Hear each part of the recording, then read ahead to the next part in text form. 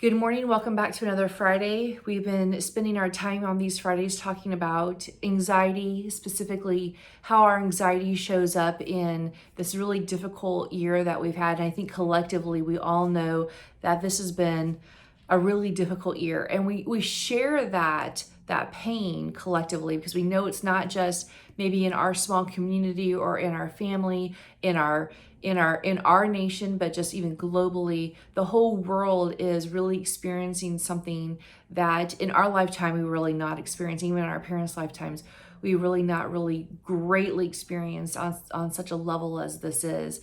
And it's really been such a difficult time to process so much of the pain that's been going on. Naturally, anxiety can kind of get wrapped up in that.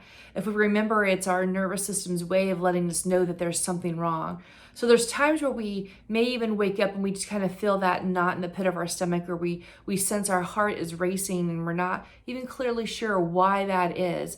I've had many conversations with people who are letting me know that they're just, like, I don't know why, but I just all of a sudden it was there and my heart was racing and my mind was just flooded with all these thoughts, and I just really wasn't sure what to do with that.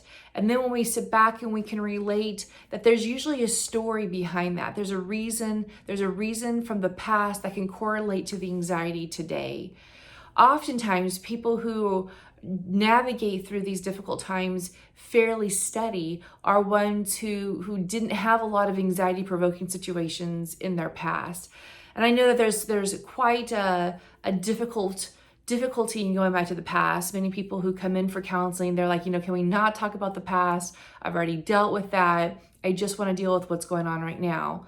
Unfortunately, while we may have dealt with what has happened in the past, what has happened in the past still impacts us today, even though we've dealt with it. There are many times where what I've dealt with in the past is not the last time I deal with it. I deal with it in a new way, in a new season of my life, because things are different. I'm different. I'm not even who I was 5 years ago, let alone 10 or 20 years ago. My relationship with the Lord has changed. And as a result, that creates a difference. So I'm seeing things differently. I'm in a different stage of life. My children are older, or I have children, or I've been married longer, or I've just recently got married, or I've just recently been divorced, or I've lost my spouse, or my kids have left home, and my job situation has changed. All these different things that fluctuate in and out of our lives can bring automatically back to us in a very physical way what has happened in the past. And so we feel that response without maybe even being able to truly always connect it to what has happened in the past.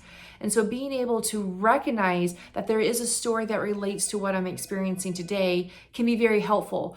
Being able to write that story out, being able to share that with somebody, a trusted friend or an inner circle family member that we know we can be vulnerable and safe with, can be very helpful, a very good first step to be able to move past that initial emotional and physical response of anxiety and all the stuff that comes up for us in the now, to be able to stay focused on the present. And sometimes it's even being able to tell ourselves that who I was back then is not who I am today, or who had hurt me in the past, that they're not like that anymore today. And we can only say that if that's true.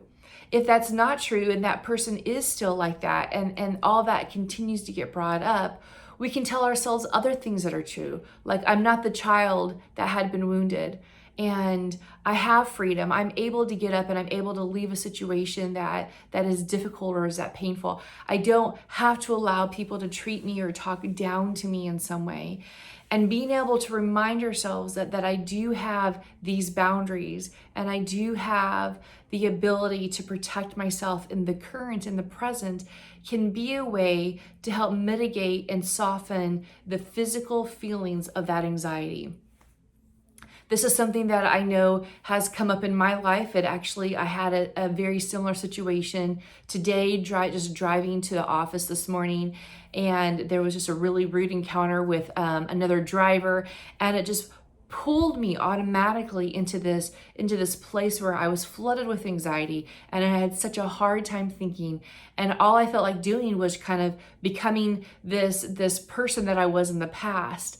And it took some time, and it took some deep breathing, and it took some space with God to be able to really pray through that, to be able to tell myself what the truth is, that I'm not that person, that God's going to carry me through, that this is not a reflection of me. What happened was not a reflection of me, and that it's a very unfortunate event that took place. But being able to recount those things, to be honest with myself, to be able to tell myself the truth, to be able to connect with God through deep breathing, and to fully enter into a thankfulness of who He is and how He is constantly with us, pulls us out of that physical response. It does take time, and it's definitely a practice. It's not something that happens automatic. Even though we go back to that place automatically, it is something that we process through to get into that place that we need to be in today. And so I want to encourage you in that. I'm hoping that as you take that greater insight and you're able to take that time to process through this stuff for yourself, that you will be able to come to a place where you're able to practice pulling yourself out of that place, recognizing what the story is that relates to the current from the past, but also being able to surrender it where it's at and fully move forward in a newfound freedom. I hope you have a wonderful weekend, and I'll see you next week.